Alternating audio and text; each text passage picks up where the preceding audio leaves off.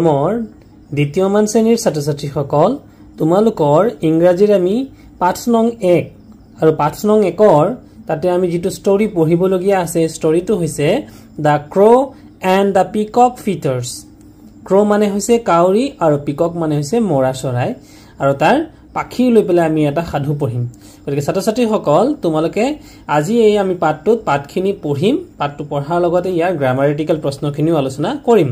তোমালোকে যদি নতুনকৈ মোৰ চেনেলটোত আহিছা তেতিয়াহ'লে চেনেলটো সাবস্ক্ৰাইব কৰি দিবা আৰু ভিডিঅ'বোৰ ভাল লাগিলে বন্ধুবৰ্গৰ মাজত শ্বেয়াৰ কৰি দিবা এতিয়া আমি পাঠটো পঢ়ুৱা আহাচোন গতিকে আমাৰ পাঠটোত প্ৰথম পাঠটোৰ নাম আছিলে দা ক্ৰ এণ্ড দা পিকক ফিটাৰ্স মানে হৈছে পাখি আৰু পিকক মানে হৈছে এই চিত্ৰত দেখুৱা মৰা চৰাইবোৰ ঠিক আছে এতিয়া আহাচোন পিছত কি লিখা আছে once upon a time there lived a flock of crows flock মানে হৈছে কেইবাটাও বহুকেইটা চৰাই একেলগে এটা জাক চৰাইৰ জাক বুলি ক'লে ইয়াতে তাকে flock of crows মানে হৈছে ইয়াতে কাউৰী flock of crows আৰু এটা কাউৰী হলে কিন্তু flock of এই যে flock of শব্দটো দিছে এটো ব্যৱহাৰ কৰা নহয় ইয়াতে কেইবাটাও কাউৰী হলে তেতিয়া flock of লিখে once upon a time there lived a flock of crows they মানে হিহতে lived in a big tree এজোপা ডাঙৰ গছত হিহতে বাস কৰিছিল in a forest they were happy মানে হৈছে আনন্দিত হোৱা তেওঁলোক সুখেৰে আছিল বা আনন্দৰে দিন কটাইছিল one day two peacocks came near the tree সেই গছজোপাৰ ওচৰত দুজনী মৰা চৰাই আহিলে they dance মানে হৈছে নৃত্য কৰা অৰ্থাৎ ডান্স কৰা তোমালোকে বুজিয়ে পাইছা near the tree গছজোপাৰ ওচৰতে তেওঁলোকে মৰা চৰাই দুটাই নাচিবলৈ ধৰিলে their tail feathers were long and colorful আৰু মৰা চৰাইৰ পিছৰ যি পাখি অৰ্থাৎ নেজৰ ওচৰত থকা পাখি টেল মানে হৈছে নেজ গতিকে নেজত থকা পাখিবোৰ কেনেকুৱা দীঘল আছিল লং মানে হৈছে দীঘল and colorful আৰু বহু ৰং বিৰঙী বা বহুত ধুনিয়া one of the crows thought তাৰে এটা কাউৰীয়ে ভাবিলে অৰ্থাৎ one of the crows thought the peacocks have such beautiful feathers গতিকে মৰা চৰাইৰ যে কিমান ধুনিয়া পাখিবোৰ I wish I had colorful feathers too মোৰো যদি এনেকুৱাই যদি কালাৰফুল অৰ্থাৎ ৰং বিৰঙী ফিটাৰ অৰ্থাৎ পাখি থাকিল হেতেন তোমালোকে ছাত্ৰ-ছাত্ৰীসকল জানা যে কাউৰীৰ পাখিবোৰ কেনেকুৱা কোলা কাউৰী দেখাত কিন্তু ধুনিয়া নহয় কিন্তু মৰা চৰাই যেহেতু ধুনিয়া গতিকে হিহাতে কি ভাবিছিল জানানে মানে কাউৰীটোৱে ভাবিছিল যদি এই মৰা চৰাইৰ পাখিবোৰ যদি মোৰ থকা হেতেন I wish I had অৰ্থাৎ মোৰ থকা হেতেন colorful feathers too the crow felt মানে হৈছে দুখ লগাব এটা হৈছে অনুভৱ কৰা আৰু কি অনুভৱ কৰিছিল দুখ লগা মানে হৈছে sad about his short black feathers short মানে হৈছে চুটি black মানে কোলা আৰু feather মানে হৈছে পাখি যেহেতু কাউৰীৰ পাখিবোৰ কেনেকুৱা কোলা আৰু চুটি গতিকে হেতুক লৈ কাউৰীৰ বৰ দুখ লাগিছিল আৰু দেখিছা কাউৰীজনীয়াতে বহি আছে অকলহৰীয়াকে a few days later কেইবা দিনৰ পিছত the crow saw some peacock feathers কাউৰীজনীয়ে কিছুমান মৰা চৰাইৰ পাখি দেখিলে পিকক মানে মৰা চৰাইৰ ফিটাৰ মানে পাখি ইতিমধ্যে মই তোমালোকক কৈছো they were lying on the ground আৰু সেই মৰা চৰাইৰ পাখিবোৰ ক'ত পৰি আছিল মাটিত পৰি আছিল near the tree আৰু সেই গছজোপাৰ ওচৰতে এয়া তোমালোকে চিত্ৰত দেখিছা he picked them up আৰু সেইবোৰ কি কৰিলে কাউৰীটোৱে বুটলি ললে pick them up picked মানে হৈছে বুটলা them up them মানে হৈছে সেইবোৰ with his beak beak মানে হৈছে উঠ বা ঠুট then he fixed the feathers আৰু সেই পাখিবোৰ কি কৰিলে ফিক্স কৰিলে অৰ্থাৎ লগাই ললে to his wings তেওঁ তাইৰ তাৰ দেউকাৰ লগত এণ্ড টেইল আৰু তাৰ নেজতো গুঠি ললে তাৰ নেজত আৰু পাখি ঠেইবোৰ গুঠি ললে তোমালোকে দেখিছায়ে পাখিবোৰ বুটলি লৈছে He also put a few feathers on his head আৰু কেইটামান তাৰ মূৰতো লগালে হেড মানে হৈছে মূৰ He also put a few feathers on his head He thought he looked like a peacock আৰু হেতু লগোৱাৰ লগে লগেই কাউৰীটোৱে ভাবিছিল তাইক যেন এটা মৰা চৰাই যেনে দেখিছে Then he went to the peacocks আৰু মৰা চৰাইৰ ওচৰলৈ গ'ল The peacocks were dancing মৰা চৰাইবিলাকে নাচি আছিল He started dancing with them সিহঁতৰ লগে লগে কাউৰীজনীও নাচিবলৈ ধৰিলে Soon the colorful feathers began to fall one by one এটা কৈ গুটেই মানে মৰা চৰাইৰ পাখিবোৰ কাউৰীটোৰ গাৰ পৰা খৰি খৰি পৰি থাকিলে এটা কৈ From his wings আৰু তাইৰ ডৌকাৰ পৰা tail and head মানে তাইৰ নেজ আৰু মূৰৰ পৰা গুটেই পাখিবোৰ খৰি খৰি পৰি থাকিলে The peacocks came to know that he was a crow আৰু মৰা চৰাইবোৰে বুজি পালে যে হেতু মৰা চৰাই নহয় এটা কাউৰী হে কাউৰী মানে crow not a peacock The crow felt guilty কাউৰীটোৱে বৰ লাজ পালে and flew away আৰু লাজ পাই উৰি গুচি গ'ল এয়া আছিল সাধুটো গতিকে এয়া তোমালোকৰ এটা ছবি এটা দেখুৱা হৈছে গতিকে মৰমৰ ছাত্ৰ-ছাত্ৰী সকল ইয়াৰ পাছত আমি আহাচোন ইয়াৰ গ্ৰামাটিক্যাল প্ৰশ্নবোৰ আলোচনা কৰিম ছাত্ৰ-ছাত্ৰী সকল এইবাৰ আমি গ্ৰামাৰখিনি আৰু মেইন প্ৰশ্নখিনি আলোচনা কৰো আহা গতিকে 6 নম্বৰৰ বি ইয়াত দিছিলে let us see how much we have understood আমি কিমানখিনি বুজি পালো তাৰপিছত ইয়াতে প্ৰথমটো কোৱেশ্চন দিছিলে where did the crows live কাউৰীবিলাকে ক'ত বাস কৰিছিল ইয়াতে হ'ব the cows lived in a big tree in a forest এজোপা ডাঙৰ গছত এটা অৰণ্যত বাস কৰিছিল তাৰপিছত 2 নম্বৰ প্ৰশ্নটো who had long colorful tall feathers তো ইয়াতে দিছে এটো tall নহয় actually tail tail তো ইয়াতে দিছে the peacocks had long colorful tailor নহয় tail এর বানানটো p f e a t h হ'ব লাগিছিল এটো u লিখা আছে এটো h লিখিবা t h r e s feathers tail colorful tail feathers তাৰ পিছত আছে what was lying on the ground মাটিত কি পৰি আছিল what was lying on the ground some peacock feathers কেইটামান মৰা চৰাইৰ পাখি were lying on the ground মাটিত পৰি আছিল তাৰ পিছৰ প্ৰশ্ন why was the crow sad কাউৰীজনী বা কাউৰীটো কিয় দুখী আছিল বা কিয় দুখিত হৈ আছিল the crow was sad about his short black feathers তাৰ চুটি আৰু কোলা মানে পাখিৰ কাৰণে চুটি আৰু কোলা পাখিৰ কাৰণে তাৰ মনটো দুখ আছিল যে তাৰ মৰা চৰাই নিচিনা দীঘল পাখি নাছিল তাৰ কাৰণে তাৰ মনটো দুখিত আছিল তাৰ পিছৰ প্ৰশ্ন what did the crow do with the feathers আৰু শেষত কাউৰীটোৱে এই পাখিবিলাকৰ কি কৰিছিলে তো ইয়াৰ আনসাৰটো হ'ব the crow picked the feathers with his beak মানে উঠ বা ঠুটেৰে কাউৰীটোৱে গুটেই ফিটাৰ বিলাক বুটলি লৈছিলে অৰ্থাৎ পাখিবিলাক বুটলি লৈছিলে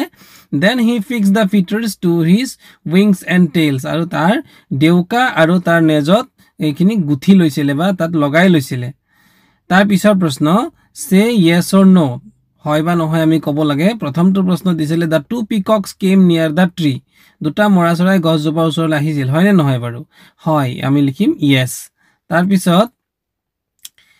the crow had long colorful feathers কাউৰীটোৰ দীঘল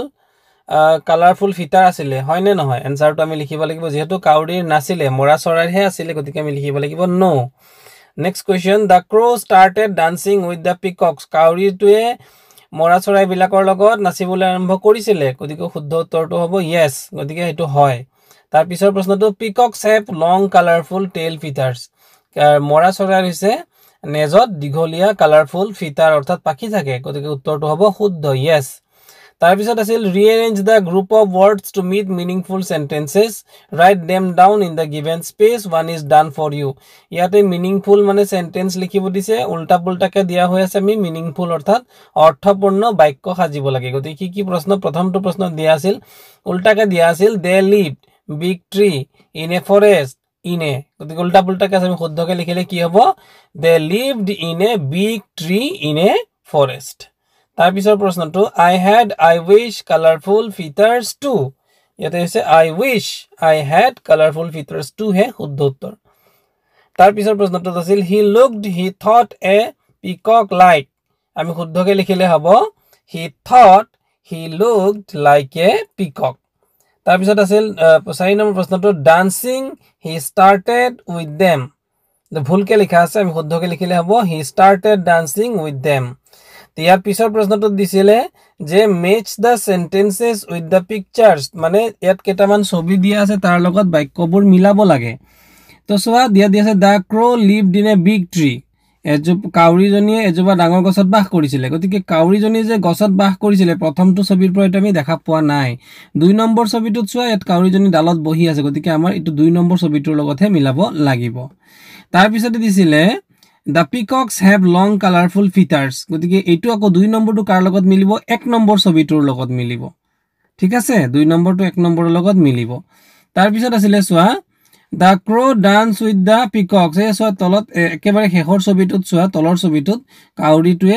মৰা চৰাইৰ লগত নাচি আছিল হয়নে গতিকে এটো তাৰ লগত আমি 3 নম্বৰটো 4 নম্বৰ ছবিৰ লগত মিলাব লাগিব আৰু শেষৰ বাক্যটো আছিল the crow picked up the peacock feathers from the ground এই তোমালকে 3 নম্বৰ যেটো ছবি 3 নম্বৰ ছবিটো দেখিছা যে কাউৰীজনীয়ে মানে মৰা চৰাইৰ পাখিবোৰ বুটলি আছে গতিকে এটো একেবাৰে শেষৰ বাক্যটোৰ লগত 3 নম্বৰ ছবিটো আমি মিলাব লাগিব তাৰ পিছত সোৱাত কেটামান গ্ৰামাটিক্যাল কোৱেশ্চন আলু দিলে let's practise saying this words in boxes ইয়াত কেটামান বাক্যত শব্দ দিয়া আছে হেবিলাক আমি প্ৰ্যাকটিস কৰিব লাগে listen to the end sound in each word say out loud and sound মানে শেষৰ উচ্চাৰণটো কি হ'ব ব্ৰেড এড ইয়াত শুনোতে এড শুনা গৈছে ব্ৰেড বিস্কিট ইট বিস্কিট হয়নে বাৰু পেন বুলি ক'লে এন শুনা গৈছে পেন্সিল সিল ইল শুনা গৈছে বেগ এগ শুনা গৈছে ফক্স অক্স শুনা গৈছে ল্যাম্প এটো এম্প শুনা গৈছে তাৰপিছত লিফ ইফ শুনা গৈছে ওয়েব ফ্ৰক এনেকে তোমালোকে উচ্চাৰণ কৰিবা বাস ক্লক স্কুল ৰুম আৰু কোট এইকেইটা শব্দ শেষৰ বিলাক আমি উচ্চাৰণ কৰিব লাগে তাৰ পিছত দিছিল এটা প্ৰশ্ন what is the letter at the beginning of each ৰ ইয়াতে প্ৰথমতে এটা বাক্যত বিগিনিংত এটা প্ৰথম লেটাৰটো কি সে ইট লাউড প্ৰথম লেটাৰটো আমি দেখি আছো প্ৰথমটো কি বাৰু লেটাৰটো কি লেটাৰটো হৈছে এম হয়নে বাৰু then put out pick on the picture whose name ends with the sound of the letter গতিকে এম এৰে আৰম্ভ হোৱা কোনটো ইয়াত কেটামান ছবি দিছে কোনটো ছবিৰ শেষৰ উচ্চাৰণটো বা শেষৰ আখৰটো এম হ'ব এতিয়া প্ৰথমটো ছবি দিছে আপেল বুলি ক'লে কেতিয়াও এম এৰে শেষ নহয় পেন্সিলতো শেষ নহয় গতিকে শেষ ক'ত হ'ব শেষ হ'ব আইসক্ৰীমৰ শেষৰ আখৰটো হৈছে এম তাৰ পিছত দিয়া হৈ আছিল টি মানে এটা ইয়াত আমি দেখিছো টি দিয়া হৈ আছে গতিকে ইয়াত কি চকলেট আছে তাৰপিছত জেকেট আছে গতিকে চকলেট বানানটো কিন্তু ই শেষৰ আখৰটো ই কিন্তু jacket J A C K E T jacket গতিকে জেকেটৰ শেষৰ আখৰটো হৈছে টি গতিকে ইয়াত মিলিব জেকেট বুলি কওঁতে আমি টি বুলি মিলিব আৰু একেবাৰে শেষৰ ছবিটো আছিল veg V A S E veg মানে হৈছে ফুলদানি তাৰ পিছত আছিল আৰ শব্দটোৰ লগত মিলিব যেনে ইয়াতে খাৰ বুলি কওঁতে ইয়াতে লাষ্টৰ আখৰটো আৰ গতিকে আমি এটোই বাছিব কাৰণ তাৰ পিছৰ ছবিকেইটা আছে পাইনাপল ইয়াত শেষৰ আখৰটো আৰ নহয় আমব্ৰেলা আৰ নহয় তাৰ পিছত আছিল জি তো জি বুলি ক'লে ইয়াতে প্ৰথমটো আছে বুক গতিকে বুকতটো জি নাই তেতিয়া তাৰ পিছত বেলুনত জি নাই তাৰ মাজৰটো কি হ'ব লগ এল ও জি লগ মানে হৈছে গছৰ কুন্দা তাৰপিছতে এস তাৰ পিছৰ আখৰটো হৈছে এস গতিকে এছৰ শেষৰ আখৰটো বাছ গতিকে বাছত শেষৰ আখৰটো আমি এস পাম বাকি দুটা সানফ্লাৱাৰ আৰু চেয়াৰ এইবিলাকত আমি এস নাপাও তো ইয়াৰ পিছত কি কৰিব দিছিলে কলম পাৰ্ট এৰ লগত পাৰ্ট বি মেচ কৰিব দিছিলে ওয়ান্স আপন এ টাইম গতিকে ওয়ান্স আপন এ টাইমৰ লগত ৰঙা ডট দি দেখুৱাই দিছে there lived a folk of crows হয়নে বাৰু এসময়ত এজাক মানে কাউৰী বাস কৰিছিল তাৰপিছত 2 নম্বৰ দিছিল এ ফিউ ডেজ লেটাৰ গতিকে ফিউ ডেজ লেটাৰ লগত কোনটো মিলিব গতিকে ফিউ ডেজ লেটাৰ লগত মিলিব হি সো সাম পিকক ফিটাৰ্স এটো মিলিব এইটো 2 নম্বৰটোৰ লগত আমাৰ পাৰ্ট বি 1 নম্বৰটো মিলিব তাৰপিছত দিছে he thought he thought 3 number প্ৰশ্ন পাৰ্ট এ আছিলে 3 নম্বৰত হি থট গতিকে আমাৰ এটো পাৰ্ট বি ৰ একেবাৰে শেষৰ 5 নম্বৰটো লগত মিলিব হি লুকড লাইক এ পিকক 4 নম্বৰ দিছিলে হি ফিক্স দেম হি কি কৰিছিল ফিক্স কৰিছিল নহয় জানো কোট লগাইছিল পাখিবিলাক এটো মিলিব বি ৰ 2 নম্বৰ অৰ্থাৎ পাৰ্ট বি ৰ 2 নম্বৰৰ লগত on to his wings and tail আৰু তাৰ পিছত দিছিলে একেবাৰে শেষত দা ক্ৰো ফেল্ড গিল্টি ফিল হৈছিল হয়নে নহয় গতিকে কোনটো লগত মিলিব একেবাৰে শেষত মিলিব এণ্ড ফ্লিউ এৱে আৰু উৰি গুচি গ'ল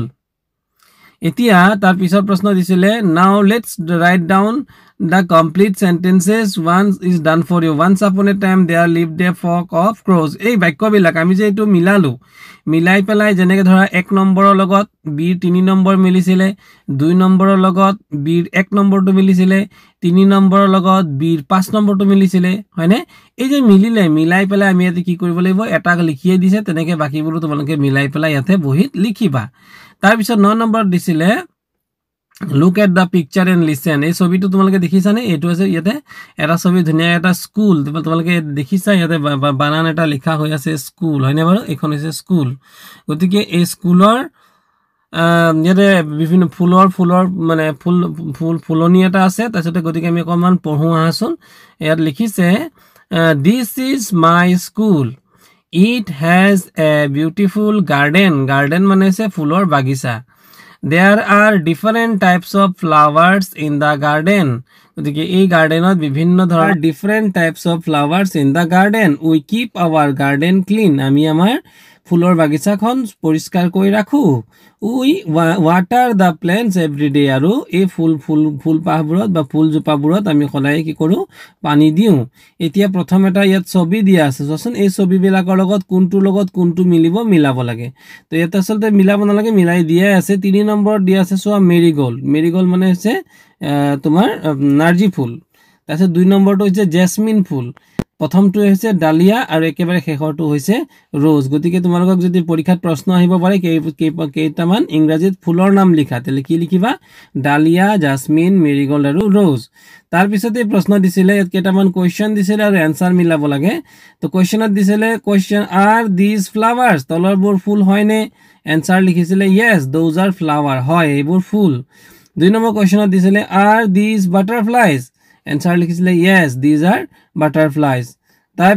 পিছৰ প্ৰশ্নটোত is this a flower vase এটো এটা ফ্লাৱাৰ ভেজ হয়নে গতিকে এটা কথা মন কৰা যেতিয়া পখিলা এটাতকৈ বেছি আছিল তাত কিন্তু কিহেৰে প্ৰশ্নবোৰ বনাইছিলে আৰ শব্দটো দি পেলাই ঠিক আছে আৰু যেতিয়া ফুলনি বিলাক ফুলু ঢেৰ আছিল তেতিয়া তাতে আৰ শব্দটো আৰ দিস ফ্লাৱাৰ অৰ্থাৎ এটাতকৈ বেছি ফুল হলে তাত আমি আৰ শব্দটো লগাব লাগিব কিন্তু যেতিয়া মান এটাতকৈ মাত্ৰ এটাহে বস্তু থাকে এটা ভেজ মানে আছে ফুলদানি 3 নম্বৰ ছবিটোত গতিকে এই ভেজটো আমি কি লিখিব লাগিব ইজেৰে আৰম্ভ কৰিব লাগিব এনেদৰে আমি কিছুমান প্ৰশ্ন লিখিছো প্ৰশ্ন সুধিছো আৰু তাৰ উত্তৰবোৰ yes this is a flower vase হৈ গল এতিয়া তাৰ পিছৰ ছবিটোত চোৱা নাও আমি নিজে কৰিব লাগে নাও ৰিড দা এনসাৰ্স গিভেন বিলো এণ্ড আস্ক কোৱেশ্চন গতিকে প্ৰথমটো দিয়া আছে yes this R rose this বুলি দিছে না দিস মানে কি এটা আছে নে বেছি আছে তেতালে বেছি এটাতকৈ বেছি আছে তে আমি লিখিব লাগিব আৰ দোজ ৰোজ এইবোৰ বা আৰ দিস রোজ এটো এইবিলা কি ফুল হয় গোলাপ ফুল হয় নেকি তেতালে আৰ দি পেলাই আমি বাক্যটো আৰম্ভ কৰিব লাগিব তাৰ পিছতে আছিল এটো দুটা তোমালোকে ইয়াতে দেখিছা যে সানফ্লাৱাৰ ফুল এটো দেখিছা তোমালোকে সানফ্লাৱাৰ ফুল এটা নে দুটা আছে গতিকে সানফ্লাৱাৰ এটা দুটা আছে গতিকে যেহেতু দুটা আছে এটো ক'ব লাগিব আৰ দিস সানফ্লাৱাৰ্স হল তাৰ পিছৰ একেবাৰে শেষৰ প্ৰশ্নটো হ'ব যেহেতু এটা পখিলাক এটা আছে তেতালে আমি আৰ ব্যৱহাৰ কৰিম নে ইজ ব্যৱহাৰ কৰিম আমি নিশ্চয় ইজ ব্যৱহাৰ কৰিম যে ইজ দিস এ বাটাৰফ্লাই তেতিয়া আমি আনসাৰটো হ'ব yes this is a butterfly ঠিক তেনেকৈ এবাৰ নো দি পেলাই আৰম্ভ কৰিবলৈ দিছে no this is not a dahlia তো আমি কি সুধিব লাগিব ইজ দিস এ ডালিয়া আমি আনসাৰটো হ'ব no this is not a dahlia হয়নে তাৰপিছত no this are not marigolds তো ইয়াত ক'ব লাগিব আৰ দিস মেৰিগোল্ডস বা আৰ দোজ মেৰিগোল্ডস দেয়াৰ কৈছে নো দোজ আৰ নট মেৰিগোল্ডস তাৰ পিছতে ইয়াতে দিয়া আছিল আমি এই বাক্যবোৰ পঢ়িব লাগে sit in pairs practice the sentence may I have two lilies here are you গতিকে দুটা লিলি অৰ্থাৎ দুটা ইয়াতে কি লিলি ফুলৰ দুটা কথা দিয়া আছে তাৰপিছত দিছে may I have a bunch of flower এইটো তাৰ দ্বিতীয় ছবিটোত হিয়াৰ ইউ আৰ তাৰপিছত দিছিলে may I have two vases vase মানে হৈছে ফুলদানি মই দুটা ফুলদানি ল'ব পাৰিমনে হিয়াৰ আৰ ইউ এই আলুৱা তাৰপিছত দিছে মে আই হেভ সানফ্লাৱাৰ মই সানফ্লাৱাৰ বা সূৰ্যমুখী ফুল ল'ব পাৰিমনে হিয়াৰ আৰ ইউ এয়া তোমাৰ বাবে নেক্সট আছিল মে আই হেভ ফ্লাৱাৰ পট এইটো ফ্লাৱাৰ পট বা কিছুমানে ফ্লাৱাৰ পট বুলি কয় নহবা ইয়াতক প্লেন্টাৰ বুলিও ক'ব পাৰি here are you so next is read the sentences and write here are you are so may I have a basket তলত লিখিব লাগে here are you ইয়াতে here you are ইয়াতে লিখিছিল here you are এটো here you are টু লিখিব লাগে may I have a bunch of flowers here you are মোৰ ছাত্ৰ ছাত্ৰী সকল এই পাঠটোৰে এটা ৰিডিং অৰ্থাৎ আমি পঢ়িবলগীয়া এটা চেপ্টাৰ হৈছে মাই ফ্যামিলি চেপ্টাৰটোৰ নাম কি বুলি কলো চেপ্টাৰটোৰ নাম হ'ল মাই ফ্যামিলি গতিকে মাই ফ্যামিলি মানে মোৰ পৰিয়াল ফ্যামিলি মানে হৈছে পৰিয়াল গতিকে তোমালোকে চিত্ৰটোত দেখিছা বিভিন্ন ধৰণৰ পৰিয়ালৰ বহু সদস্য ইয়াতে আছে হয় নহয় হয়তো মাক দেউতাক হয়তো ল'ৰা ছোৱালীহত খুৰাক ইত্যাদি ইত্যাদি ইয়াতে আছে গতিকে আহাচোন আমি পাঠটো এতিয়া পঢ়ো আই এম নীলিম মই Nilim I am 8 years old মোৰ বয়স 8 বছৰ কি বুলি ক'ব লাগিব I am 8 years old I am in class 2 মই কিমান শ্ৰেণীত পঢ়ো কি কোন শ্ৰেণীত পঢ়ো মই দ্বিতীয় শ্ৰেণীত পঢ়ো I have a small and happy family মোৰ এটা সৰু কিন্তু সুখৰ পৰিয়াল আছে happy মানে হৈছে সুখৰ আৰু family মানে হৈছে পৰিয়াল we live at মিলনপুৰ আমি ক'ত থাকো মিলনপুৰত থাকো we live we মানে হৈছে আমি আৰু live মানে হৈছে থকা অৰ্থাৎ we live at Milanpur There are 6 of us. তাতে আমাৰ কি হৈছে in the family মানে আমাৰ পৰিয়ালত there are 6 of us in the family আমাৰ মুঠতে আমি আমাৰ পৰিয়ালত 6 জন আছো at home there's me my grandma my grandpa এটো my grandma এটো my grandpa my parents parent মানে হৈছে মা দেউতা and my little sister Mira আৰু মোৰ সৰু ভন্টি কোন little মানে সৰু আৰু sister মানে ভন্টি Mira is 4 years old Mira হল 4 বছৰৰ she loves to play with her doll তাই পুতলাৰে খেলি ভাল পায় doll মানে হৈছে পুতলা আৰু loves মানে হৈছে ভাল পোৱা my father Bipul Kolita is a teacher আমাৰ দেউতা মোৰ দেউতা বিপুল কলিতা হৈছে এজন শিক্ষক my mother পূজা কলিতা is a nurse আৰু মোৰ মা পূজা কলিতা হল এগৰাকী nurse Mira and I spend a lot of time with our grandparents আমাৰ ককা আইতাৰ লগত আমি বহুত সময় কটাও grandparent মানে হৈছে ককা আইতা our grandparents বানানটো দীঘলীয়া এটা বানান দেই এটো চাবা GRANDPARENTS tell us মানে কয় stories মানে হৈছে সাধু every evening সদায় সন্ধিয়া আমাক আমাৰ ককা আইতাই সাধু কয় Mira and I enjoy listening to stories Mira আৰু মই সাধু শুনি and listening মানে হৈছে শুনা listening to stories very much মানে খুবেই ভাল পাওঁ Our parents take good care of everyone আমাক সকলোকে ভালদৰে আমাক চোৱাচিতা বা লালন পালন কৰে In our family we all take care of each other আমি আমাৰ পৰিয়ালটোত সকলোৱে সকলোক কেয়াৰ কৰো অৰ্থাৎ যত্ন লওঁ I love my family a lot মই মোৰ পৰিয়ালটোক খুব ভাল পাওঁ এটা প্ৰশ্ন কেইটামান আছিল How old was Nilim? Nilimor বয়স কিমান আছিল তো ক'ব লাগিব Nilim ইয়াত Nilim আছে Nilim লিখিবা Nilim আৰু ইজৰ ঠাইত was লিখি দিবা Nilim was কিমান years 8 years old এটা লিখিব পৰা প্ৰথমতে আমি লিখিলম Nilim তো Nilim লিখিলো তাৰ পিছত আমি লিখিম was এটা W A was 8 years YEARS 8 years old OLD old Nilimor বয়স হৈছে 8 বছৰ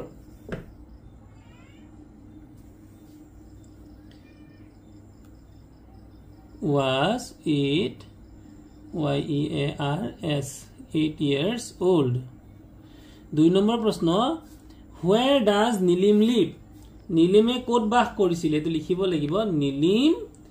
lives এটো আমি দিব লাগিব বা এটো লিখিম lived live লগত d এটা লিখিম তো লিখিব লাগিব Nilim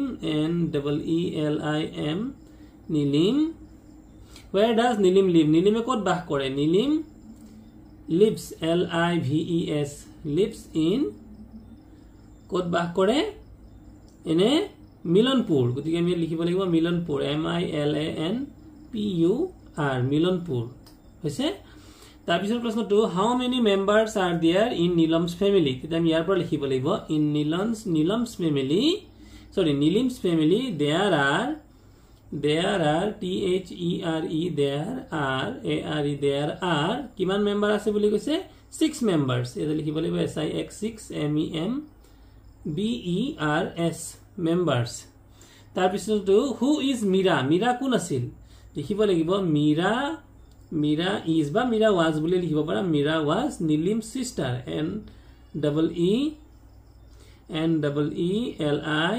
NEELIMS Nilim's sister SISTER sister who tells them stories every evening te kobo lagibo every evening they are grandparents to তোমালোকে লিখিব লাগিব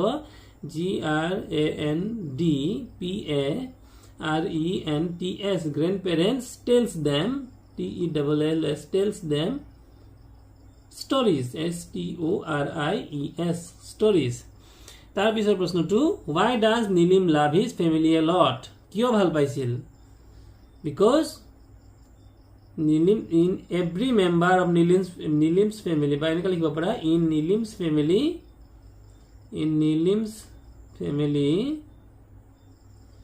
every family FAMILY family every member takes care of each other সকলোক যত্ন কৰে তাৰ পিছত লিখিব লাগিব so Nilim love his family এনেকৈ তোমালোকে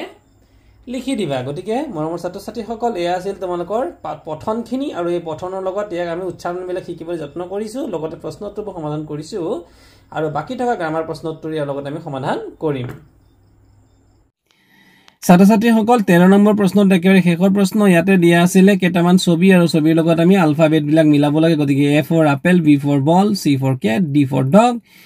E for elephant F for fish G for gate H for hen I for igloo মানে হৈছে বৰফৰ ঘৰ J for jug K for kite L for leaf মানে হৈছে পাত M for monkey N for nest মানে চৰাই বা O মানে ox মানে হৈছে বলদ গৰু P মানে হৈছে potato তাৰ পিছত আছে Q মানে হৈছে queen R মানে হৈছে red S মানে sunflower T মানে torch U মানে umbrella V মানে হৈছে vase মানে ফুলদানি W মানে watch X মানে Xmas tree আৰু Y মানে হৈছে yak আৰু Z মানে হৈছে zebra গতিকে এইখিনিয়ে আছিল আমাৰ alphabetৰ লগত পিকচাৰ মিলুৱা গতিকে মৰমৰ ছাত্ৰ ছাত্ৰীসকল এয়া তোমালোকৰ ময়ূৰৰ যি চেপ্টাৰটো কমপ্লিট হৈছে ইয়াৰ পিছতে আছে মাই ভিলেজ লাইফ বুলি এটা আৰু অকমান মানে মাই ফ্যামিলি বুলি এটা চেপ্টাৰ আছে এইখিনিও দিম তোমালোকে এইখিনি চাবা যদি তোমালোকৰ ভিডিওটো ভাল লাগিলে থ্যাংক ইউ তোমালোকে লাইক কৰি দিবা আৰু বন্ধুবৰ্গৰ মাজত শেয়াৰ কৰি দিবা যদি ভিডিওটো নতুনকৈ আহিছা মোৰ চেনেলটো যদি নতুনকৈ আহিছে তেতিয়াহলে চেনেলটো সাবস্ক্ৰাইব কৰি দিবা